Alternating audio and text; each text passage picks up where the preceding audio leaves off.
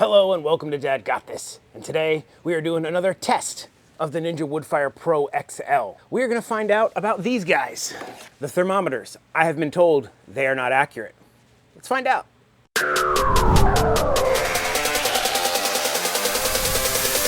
So what we're going to do is we're going to find out. We're going to take my Inkbird wireless digital thermometer.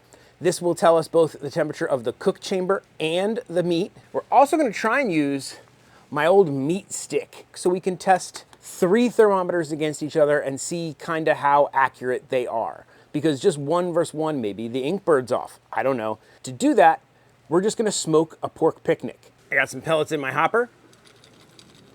Do the dad shake.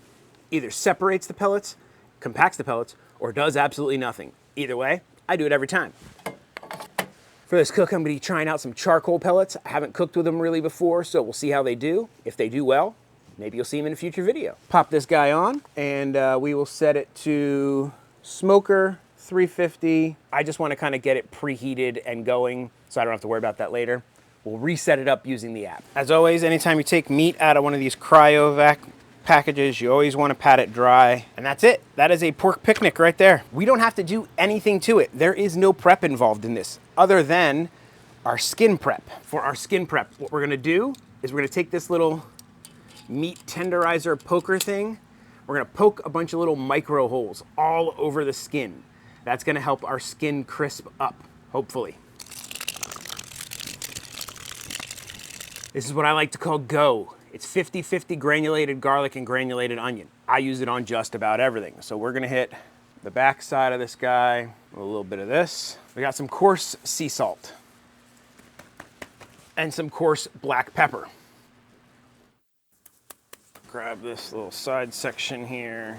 Now for the next step, we are gonna put a little bit of white vinegar. This is supposed to just open up the pores of the skin a little bit, and it's also gonna make our salt that we're gonna pour on here stick. You can just use basic white vinegar, that'll be fine. And now we're gonna go to a finer granule sea salt, and we're gonna try to make like a crust. Do not worry, this salt will not be eaten. We're gonna rub it off at the end. It is basically a protective layer, and it's gonna help draw out the moisture apparently, and crisp up our skin. Never done this, we'll see. Time for our testing phase. Pull out our first probe, kind of this area. Probe number 1 is in. Meat stick is set. Now we're gonna grab one of our probes. Now, they are slightly not exactly in the same place, but close enough for horseshoes and hand grenades. Let's launch Ninja. Okay, we're gonna set this to a thermometer cooking. Pork, we'll go to 175. Everybody's in there. Everybody seems to be working. I will check back with you and let you know. You enjoying this video? Well, there's a few simple things you can do to help me out. 1, you could subscribe if you're not already. 2, you could give the video a like and hit that bell. All right? We are a little bit over an hour into this, and the most interesting thing that has happened is there is at least a 30-degree swing between my 2 wireless thermometers, and I don't understand what's going on. According to the Inkbird right now, it says we are at 400 degrees inside that cook chamber. It's a big difference. Let's go ahead and check what the meat stick says. According to the meat stick, it's only 327 degrees in there. I don't know if any of these results are going to be at all useful to what I was planning on testing. To have this third trusty probe temperature thermometer. It is 77 degrees outside here today. It says it's 77 degrees according to this thermometer. This is my Thermopen. I know this thing's pretty dang accurate. We'll open it up here. It says 77 for outside. This says 77. I'm gonna say they're probably calibrated pretty similarly. Let's see what our pork looks like. I haven't opened this at all yet. I wonder if my little salt thing is even working. Wow, that thing looks crazy. We're gonna stick this guy, rest it there. We're just gonna close this bad boy off. We are a little bit over 2 hours into this. Let's open it up and see what it looks like. Not horrible. I think my salt lid's kind of done its thing, but I'm gonna leave it there till the end. We'll see how that goes. We're gonna drop our temp all the way down to 225. And let's throw some more pellets in here and get a little more smoke going. Let's make this thing smoky. All right, that thing's going. It should get smoky. But because I'm a dad, I thought I'd give you guys a little bit of a dad advice. Do you know what you do with a toddler if they get hurt in a peekaboo incident? You take them to the ICU. We are getting awfully close to our target temperature. We actually hit the 175 on the Inkbird at the first time, so I had to reset it for 180, do a second cook. I think I'm gonna have plenty of information to go over with you guys at the end here, but now it's really kind of, what do we want to do with this pork? Also, I think my probe temp is actually off. I think I'm reading the edge of the meat. I think I need to readjust my probes because I was so worried about finding a place I could get 3 probes right next to each other. I didn't really kind of get it deep into where the meat's supposed to be so we can check the center of the pork because that's the most important part. So we got some work to do on the pork. I think we know a little bit more about what's going on with our meat. First thing we'll do is we'll pull our little salt off. Okay. It's not crispy, but it's not as black and as terrible as it could be compared to when I normally smoke something that's got skin like this. It gets bad. Let's check with our good old-fashioned thermopen. All right, yeah, we're in the 150s over here. I'm gonna put a probe in right there. I think that's where we need to be. Kind of right there. Our new internal's 156 down here, so we definitely have some time to go. Let's check with the Inkbird. It's 178 up here. So that's one thing to also make sure. Be careful where you place your thermometer. Close this back off, let it continue smoking. We'll see you in a little while. 4 hours. We are 4 hours into this. I will have data to go over with you at the end. Some charts. We'll look and figure out what happened with these probes and the temperatures. But right now, I'm kind of concerned on this pork. Let's see what it looks like. What we're gonna do is we're gonna take this pork out.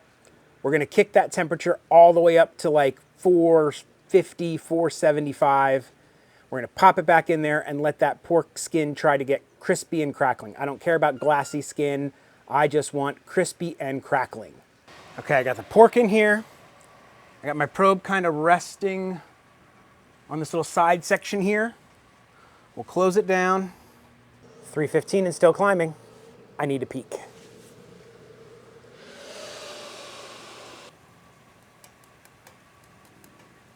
Still soft.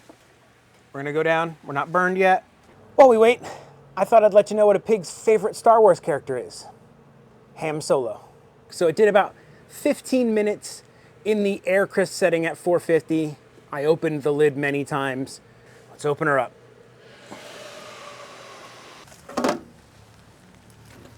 For a simple smoked pork picnic, it looks really good. I hope you can hear that. That is perfectly crispy skin. That salt trick, that's the real deal, man. That thing worked. The skin does not look horribly black. It's got some good color on it. It's presentable. We're gonna let this rest. One of the most important things to do with any of your barbecue meats, anything that's been roasted for a long time, let it rest. As long as you can really get away with letting it rest, because all those juices are gonna redistribute back into the meat, as opposed to if you just cut this open right now, all my juices are gonna be on the board. It's gonna be terrible.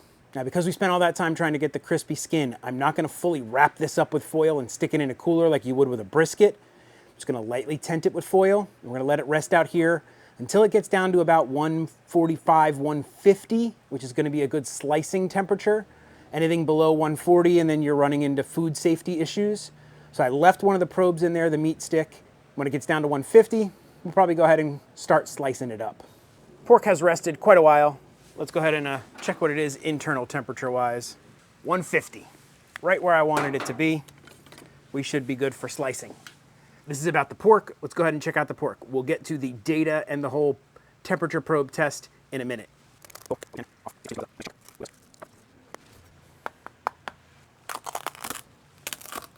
This is the part in any kind of pork cook that my family always fights over. Crispy skin if it's done right. Let's see if it was done good.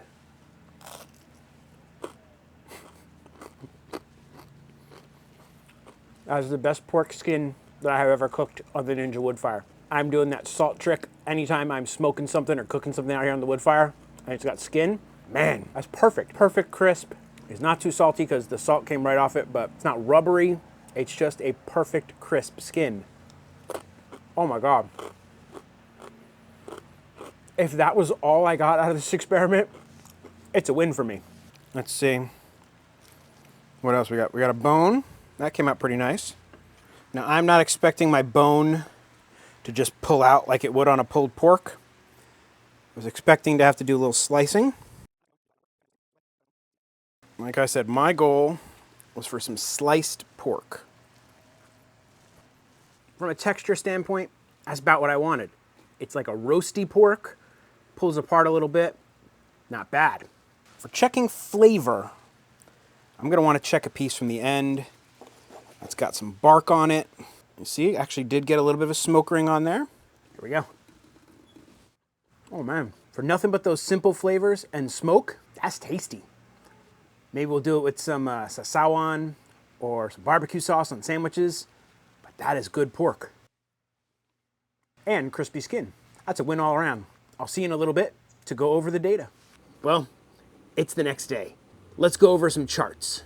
As far as internal food temperature, the only probe that the Ninja Woodfire Pro Connect XL comes with, how accurate is that compared to the other probes that I was using? It's pretty accurate. It nailed the food temperature pretty close to the other ones.